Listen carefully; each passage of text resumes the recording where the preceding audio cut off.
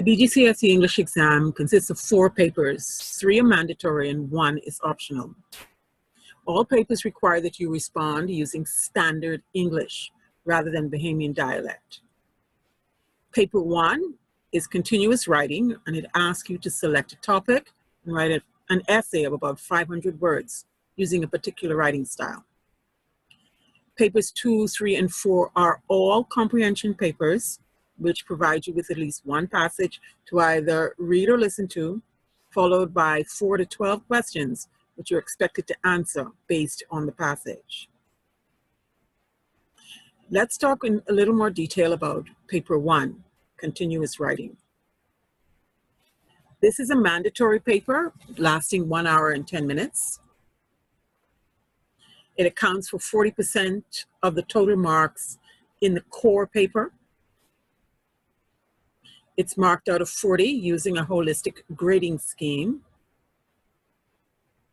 It consists of 8 topics, including 1 suited for narrative, expository, persuasive, descriptive, or reflective/personal writing styles. Included in these topics is usually a picture prompt of some kind and a quote prompt that's usually a poem. You're expected to select a topic, write between 350 and 500 words, though if you write as many as 600 words that are well controlled, you will not be penalized.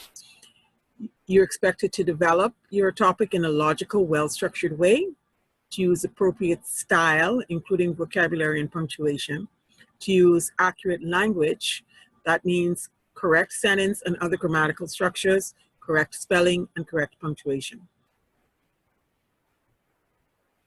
Paper 2 is the oral comprehension. On this paper, which is a mandatory paper lasting 1 hour and 15 minutes, you will receive 15% of your total marks.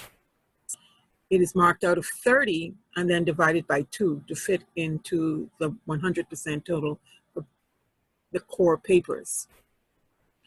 This paper examines critical listening skills, which include taking notes that are detailed and relevant, identifying main ideas, supporting details and structural patterns, interpreting implication, character, and perspective, recognizing speaker's tone, mood, and purpose, recognizing speaker's techniques, detecting bias, propaganda, unsupported generalizations, and emotive language.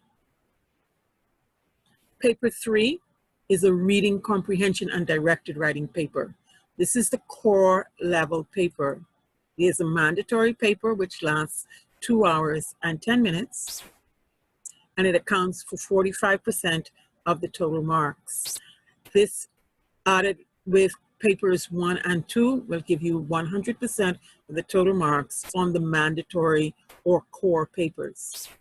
It's marked out of 45, and it consists of 1 or 2 passages. The more recent examples of this examination paper have been single passages that may be subdivided into smaller pieces. It's usually prose writing, and the word count usually is about 1,500 words, sometimes a little more.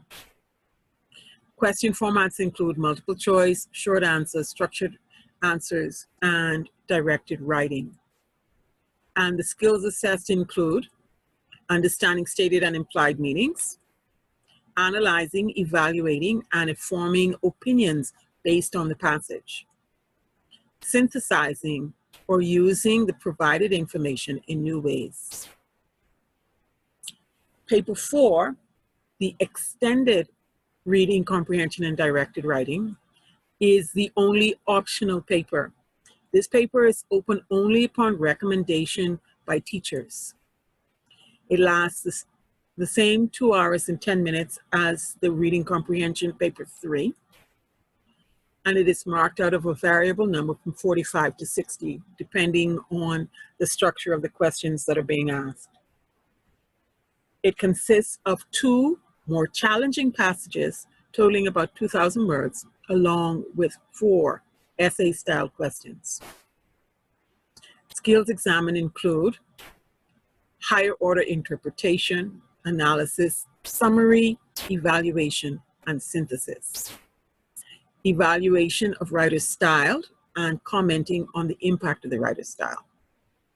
Use of appropriate style and vocabulary in your own writing, and the use of accurate language. In other words, correct sentence and other grammatical structures, correct spelling, and correct punctuation. There are some other important points to consider.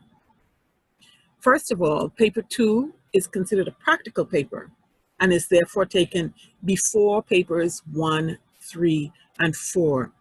You will notice that paper 2 is one of the first examinations that you will take. Paper 2 responses are written in the question booklet. Spaces are provided for both the note-taking and the answers. So everything that you write should be written on the actual question paper itself. In contrast, all other papers use a white-lined answer booklet for responses. Answers written in the question booklet will not be marked. In fact, question booklets are not even sent forward for assessment. Only the answer booklets for papers 2, 1, 3, and 4 will be sent forward. When answering questions on these 3 papers, you need not write out the questions. You just need to ensure that you put the question numbers at the beginning of your answers. And the booklets actually provide you with space at the top to identify which questions you have placed on that page. Candidates who sit the core level can attain grades G to C only. Your top possible grade, if you take the mandatory papers, is a C. If you sit the extended paper, what will happen is that your paper 1 and paper 4s will be combined, and then you will be assessed to determine whether or not you are eligible for an A or a B. If you sit the extended paper, but you do not meet that minimum standard for an A or a B, you will receive your original score that you received on papers 1 through 3.